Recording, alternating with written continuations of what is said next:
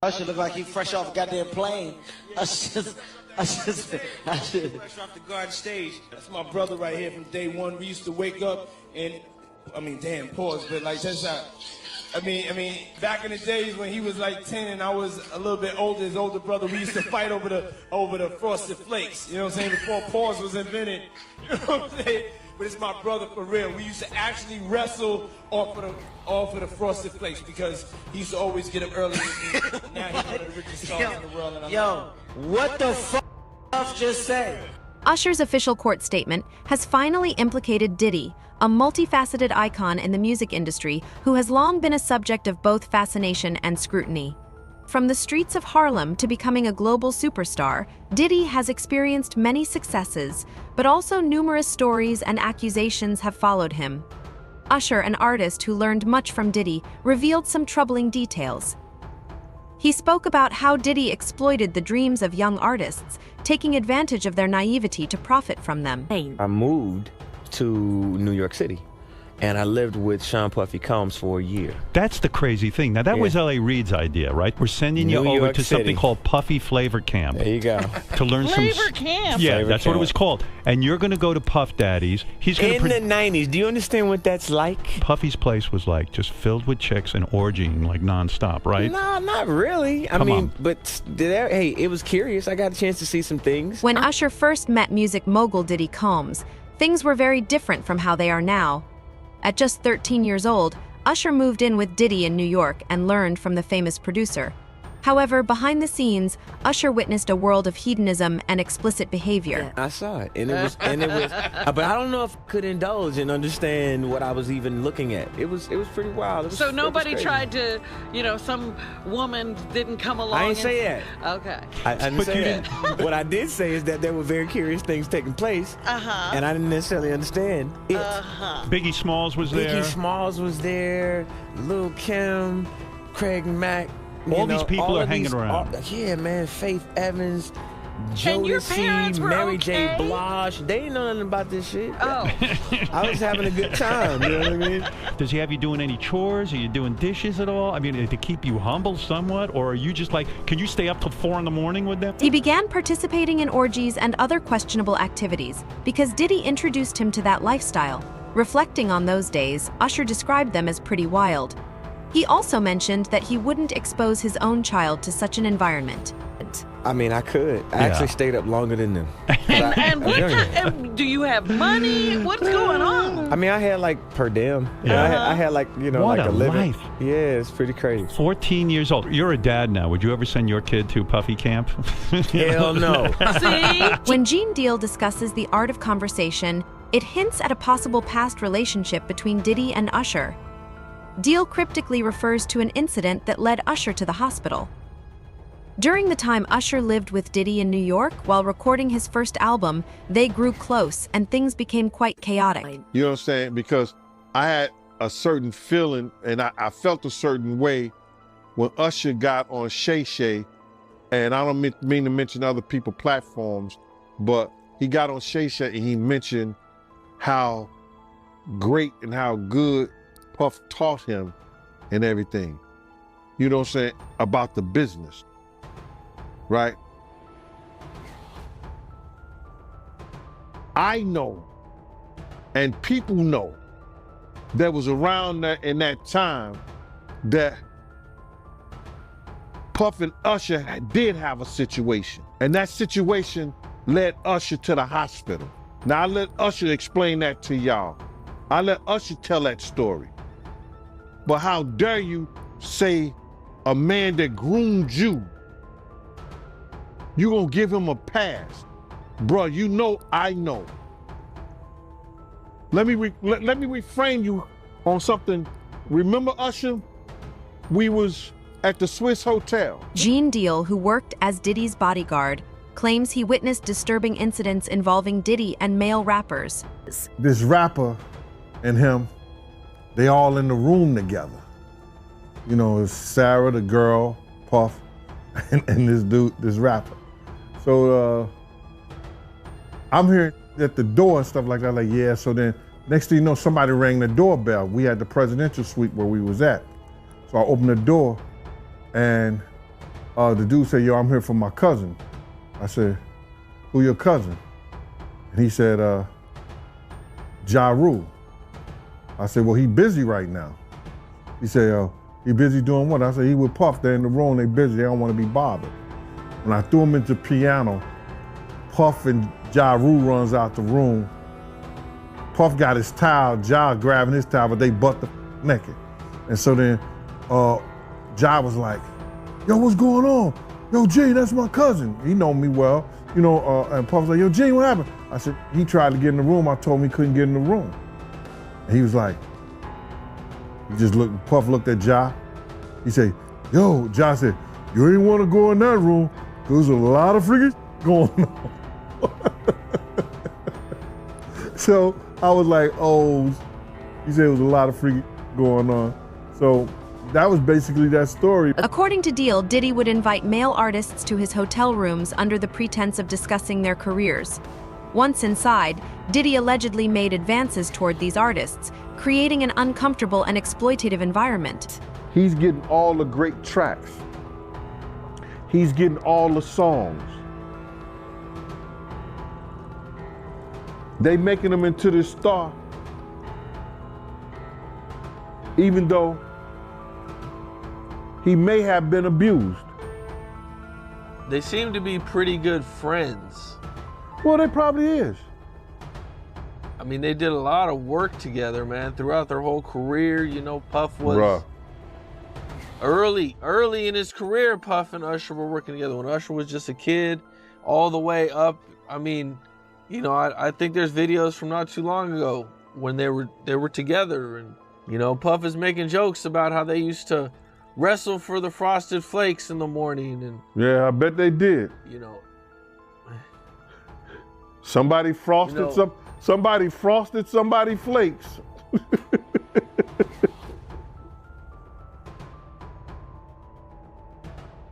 Without the milk. what do you think it is that keeps Usher from coming out or saying anything? Because, yo, dog, it's you gotta realize in that industry, a lot of people are stand back and say, well, it happened to me. That's how some of them people pay their dues.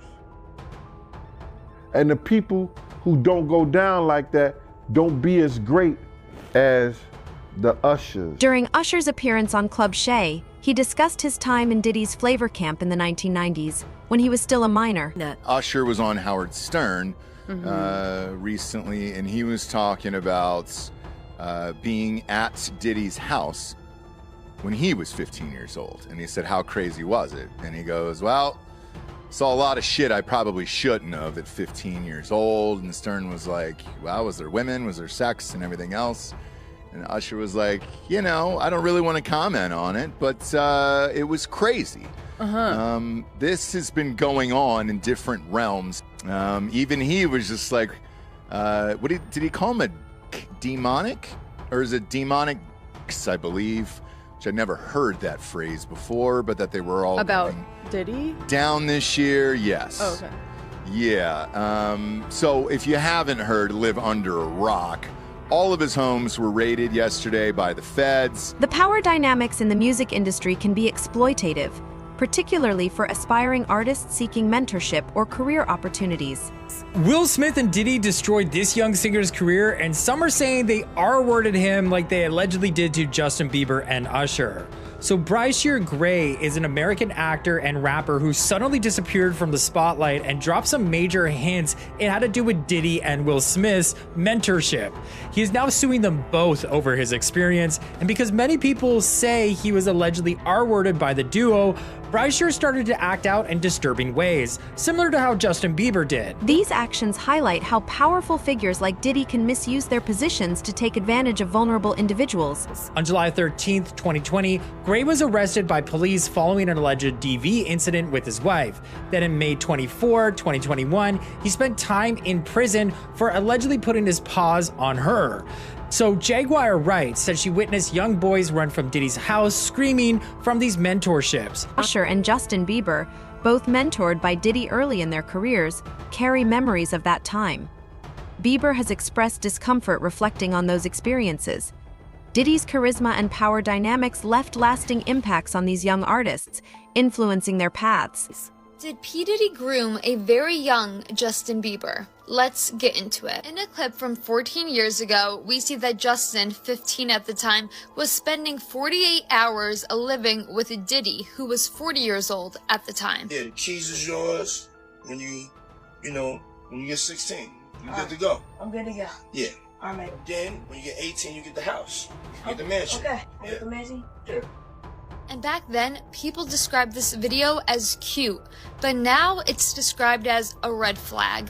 There's a video of Justin and Diddy, and the vibes are awkward. Are you good? I'm good. How are you? All right, young brother, everything's good? Everything's Selling great. out arenas and everything?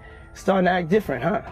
You ain't been calling me and hanging out the way we used to hang out. Well, I mean, you try to get in contact with me, through all my, partners and whatnot. Mm-hmm. But you never really got my number, so.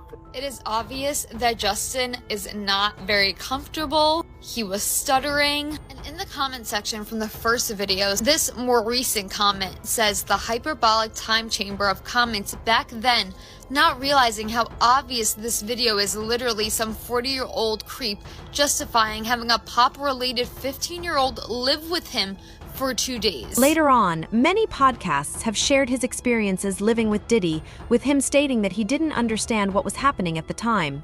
Usher was on Howard Stern podcast, and Howard Stern was talking to him about Flavor Camp. That at 13 years old, Usher was sent to live with P. Diddy, not his father, not his uncle, not his brother. A 13-year-old boy sent to live with a grown man to learn about the music business. And he said he saw some things he shouldn't have seen. And Howard Stern asked him, you have kids now, he said, would you send them to Flavor Camp? And he said, hell no. And the way he said it made me feel, a lot of people feel like he saw some things. But what did he see? Usher also played a crucial role in Justin Bieber's success. A video has surfaced in which Diddy claims he was introduced to Justin Bieber through Usher, which has raised eyebrows. Some massive allegations might be coming soon involving Justin Bieber, P. Diddy, and Usher. Usher was discovered when he was 14 years old by P. Diddy. In an interview with Oprah Winfrey in 2012, Usher admitted that Puff Daddy had brought him to sex parties and exposed him to drugs when he signed to the record label. The cycle repeated when Puff Daddy found Justin Bieber around the same age as when he found Usher. According to Justin Bieber's own mother, Puff Daddy corrupted her son, pressuring him to go to these drug-fueled sex parties. This all becomes even more disturbing this past year. Countless other women and men all tell the same story of being drugged and SA'd by P. Diddy. P. Diddy allegedly admitted to murdering people to keep this all quiet. And when all these allegations dropped, Hailey Bieber's dad asked people to pray for the couple. In my opinion, Justin seems damaged from his time in the music industry. So what do you guys think happened? Gene Deal has been outspoken about his experiences working with the music mogul in interviews and podcasts. He has made several shocking revelations, claiming that Diddy engaged in affairs with other famous men and used women to facilitate intimate encounters between men in his presence. These accusations have intensified the scrutiny surrounding Diddy's personal life and behavior. You being around Puffy, isn't any truth to him being fruity? I don't know what you mean by really. Do I see this man being fruity? Does a man like other men? I think he's brother love. He love other men. Bruh, I can say this, and I'm gonna leave it at that when I say it. And this is not something that, really interests me and might interest the viewers and everything like that. They live this weird rock and roll lifestyle where they touchy-feely with each other. And all I could say in situations like that is that if two men lay down, how many fruity men get up? Joe Rogan, known for his candid style, pulled back the curtain on his show to examine Diddy's persona. He explored the power dynamics that enable such behavior, noting that fear of retribution and the lure of fame keep many silent, allowing the industry's dark secrets to persist. Someone said that they weren't there to take stuff, they were there to delete everything. Like the real people that were in there, you know. Oh, like that's the same funny. thing with Epstein. Oh, that's funny. Yeah. That's fun. Of course. There's layers upon layers. When you get into these fucking conspiracy theories, man, they never end. They never end. There's just layers upon layers upon layers. It's fun to talk about. It is fun to talk about. It's hard to know what's true. But why people genuinely love it when someone like Diddy gets caught, though. The eerie similarities between Diddy and Jeffrey Epstein raise concerns. Both wielded power, surrounded themselves with young talent, and faced allegations of misconduct. While Diddy's alleged actions differ from Epstein's, they highlight the hidden dark side of the industry. Diddy's wealth and influence shield him from accountability. Lawsuits persist, and the allegations remain unresolved. The court of public opinion continues to wrestle with the truth behind the stories. How much has Hollywood changed the last 40 years? It's insanity what's going on in there. Look, my agent called me it was about 10, 11 years ago, my agent and manager together. They're never in the same place because they're on different sides of the hill there in California. And I felt like it was an intervention, but I walked in and said, we can't work with you anymore. Because I started getting pretty vocal on the internet, and my wife says, they're going to come after you. I said, why? I'm just saying the truth. This is the truth. But apparently the truth is a horrible thing to say on the internet, as you know. So they said, we can't work with you anymore. As a conservative, we can't work with him. And I thought, wow, this is incredible. You guys for decades are the ones screaming for tolerance, screaming for freedom of speech, but as you know, that's all a one-way street with Hollywood. And that's too bad, because I don't harbor that kind of hate and anger that they have towards people like me. I just don't. I have friends that are liberal, friends that are atheists, and we get along, we have a beer, we play golf, and we give each other a hard time, but we're still friends. But it's a different world right now in terms of, as you know, the divisiveness that's gone on. Hollywood, with its glittering premieres and red carpets, conceals its darker side. Kanye West, in a rare moment of honesty, exposed the industry's toxicity. The Diddy story fits into this broader narrative as a cautionary tale about the price of ambition. So, before, when I told my father I wanted to rap, he was very, leery of that idea. He said, I heard this business is terrible. And, he's right. People are all seeing things that are wrong inside of contracts, turning blind eyes to it, and everyone's responsible. Diddy has faced numerous allegations. Singer Cassie's former partner filed a civil suit against him, accusing him of physical misconduct during their relationship. Cassie has claimed that Combs mistreated her, subjected her to uncontrollable fits of rage, and controlled her life. Bad boy for life, yeah.